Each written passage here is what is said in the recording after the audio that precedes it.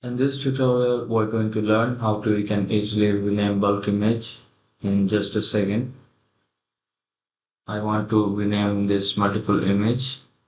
Simply hold Shift key and right click on mouse. Here you can see open PowerShell window. Simply click on it.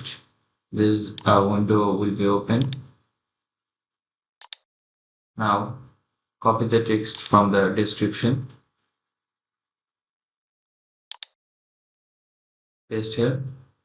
Now simply change this file name to rename all the file name.